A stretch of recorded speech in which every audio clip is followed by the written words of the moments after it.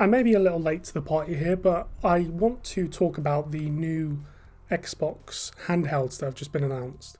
So at Summer Games Fest, Xbox announced that they're partnering up with Asus to release their own line of the ROG allies, but they're calling them like Xbox allies. And I think fundamentally they are pretty much ROG allies, but just with Xbox branding and a bit better ergonomics as well. But the one thing that I think is most interesting is the new Windows game mode that they're implementing into these consoles.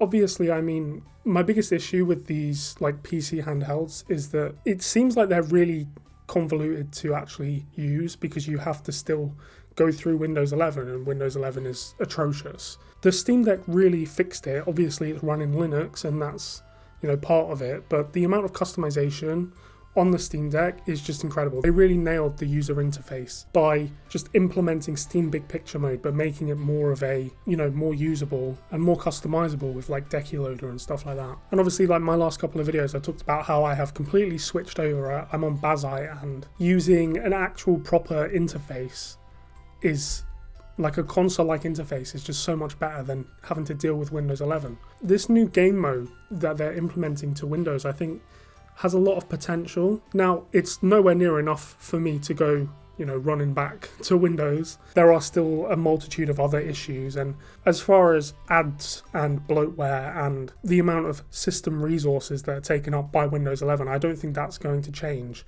But I think this is actually a good step in the right direction for Windows, for Microsoft to take, especially when it comes to PC gaming, because apparently this new Xbox game mode is going to be available on like other devices. According to this PC Gamer article, it says that they are going to release this new Xbox UI on other Windows handhelds starting from next year, starting from 2026. And I think that's, you know, I think that's a good idea. They probably should think about implementing it into Windows 11 by default so that you can just enable it and then have a launch option so that your PC just boots straight into it if you want console-like experience, which is what I like.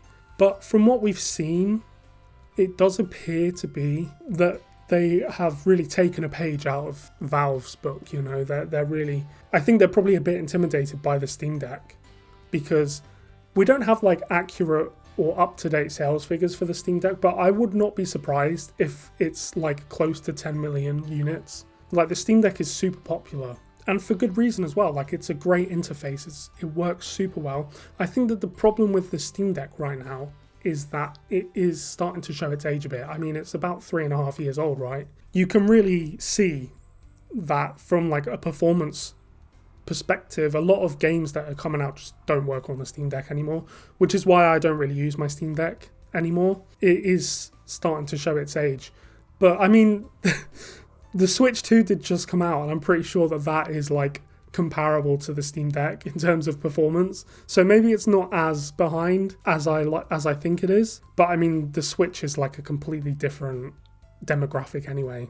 The biggest thing that Microsoft needs to think about with these new Xbox allies is the price, because I think the main reason why the Steam Deck is still on top, and it's despite the fact that all of these other PC handhelds have come out since, which vastly outperform the Steam Deck in terms of specs. And I have no doubt that the Xbox Ally X is going to be significantly more powerful than the Steam Deck. But what makes the Steam Deck so great and so approachable is the fact that it's relatively on the cheaper side. I mean, it by far is the cheapest PC handheld. I think the standard ROG Ally is around the same price as like a Steam Deck OLED, but I don't think it's an OLED screen, and obviously it just doesn't have the same branding power.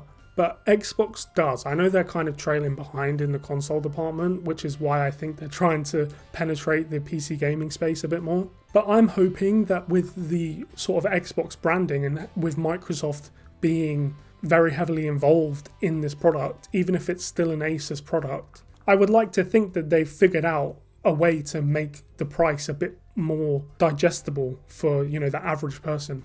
Because I'm looking on here, the ROG Ally X is £800, which is an insane amount of money.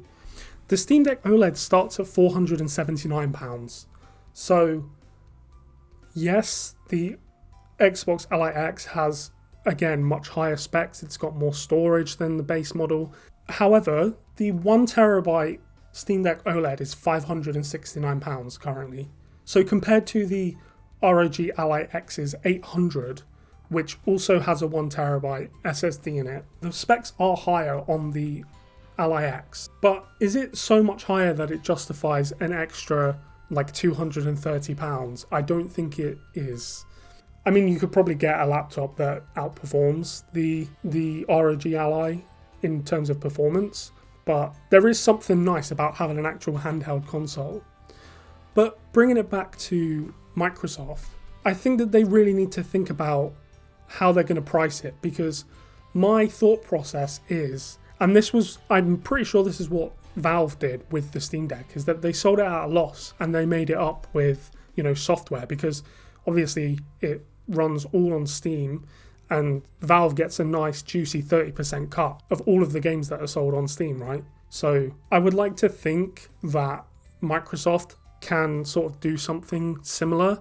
If they implement the Microsoft Store, which, I mean, the Microsoft Store is atrocious, but if they are able to implement the Microsoft Store in a way where it's really seamless, like the Steam Deck, or if they can somehow profit off of like Game Pass, which is obviously a big selling point of this Xbox Ally, I think that they will be able to bring the price down a bit if they're able to sell it at a loss. But I'm pretty sure that the majority of people that are going to go out and buy this will immediately download Steam, and that will be the first thing they do on this, because Steam is like the platform for PC gaming. Like, there's no other launcher comes close.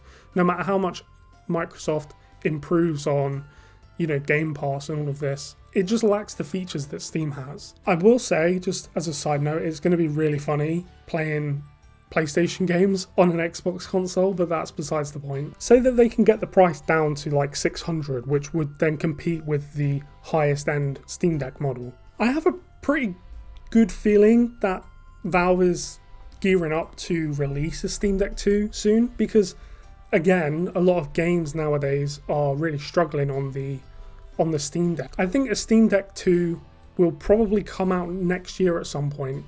Maybe like mid to late next year is probably my guess. Then obviously Valve can price the Steam Deck 2 at a really reasonable price and probably completely outcompete the new Xbox Ally. So, I mean, my real question is like, who is this for? There are benefits to having like a Windows handheld device over one based on Linux, is that it just is compatible with every game pretty much. You don't have to worry about anti-cheat or any kind of weird Proton compatibility issues, stuff like that. So there are benefits to it. The amount of progress that Linux gaming has made in the last few years, thanks in large part, I think, to the Steam Deck, these are not really going to be issues anymore. I would like to think that they'd have anti-cheat sorted out or figured out. Linux adoption is slowly increasing as well. But yeah, once the Steam Deck 2 launches, and I mean, there's like rumors as well that Valve is going to make a home console, like a Steam Machine, successor. And also SteamOS in general is expected to launch publicly, like officially, within the next year or so. So it does make me wonder who this console is for. Maybe I'm wrong, but I'm pretty sure that competitive, like online gamers are not going to be hunched over their, handheld console. They're going to be playing it on an actual PC, right? Because it's about getting the most amount of frames. And so this is a little bit of a confusing console, but at the same time, I think it's generally a good thing because it shows that Microsoft is trying to improve the gaming experience on Windows. I mean, we're just going to have to see how it goes. Obviously, we don't have a price yet, but I expect it to be around the same as the Ally X, which is £800. But yeah, I am interested in it, and I want to know what you guys think as well. Do you think that this Xbox Ally has an audience, or do you think that it's just a strange branding decision from Microsoft? Also, would you consider picking it up and replacing your Steam Deck with it if you own a Steam Deck? Or are you still having a good time with your Steam Deck? I want to know what you think. So let me know in the comments, and don't forget to subscribe because it helps the channel a lot. So yeah, thanks for watching, guys. See ya.